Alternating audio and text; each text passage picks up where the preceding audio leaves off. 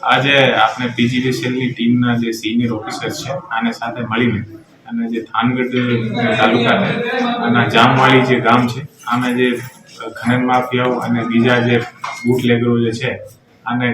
જે ઘર છે આમાં પર સ્પેશિયલ કોમ્બિંગની ડ્રાઈવ રાખવામાં આવેલ હતી અને આ જે ડ્રાઈવ હતી આ ડ્રાઈવ દરમિયાન લગભગ 50ની આસપાસ પીજીવીસીએલની ટીમ અને લગભગ 200થી 250 આસપાસ પોલીસના અલગ અલગ રેન્કના અધિકારીશ્રી જેમાં એએસપી અને ડીવાયએસપી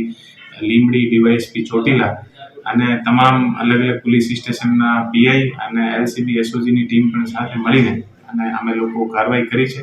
અને જે ઘણી બધી જગ્યા અમને જે વીજ ચોરીના જે મળી છે અને આ જે વીજ ચોરી જે છે આનો અત્યારે બધાનો એસ્ટિમેટ ચાલી રહ્યો છે અને મોટા પ્રમાણે જે ઘરોમાં લોકોને ગેરકાયદેસર વીજ ચોરી અને આને સાથે સાથે બીજા જે વ્હીકલ અવેર જે વ્હીકલ છે એ પણ અમે લોકો ડિટેન કર્યા છે અને આને અલાવા પણ બીજી જે પબ્લિકને જે ન્યુસેન્સ ફેલાવવા જે બીજા જે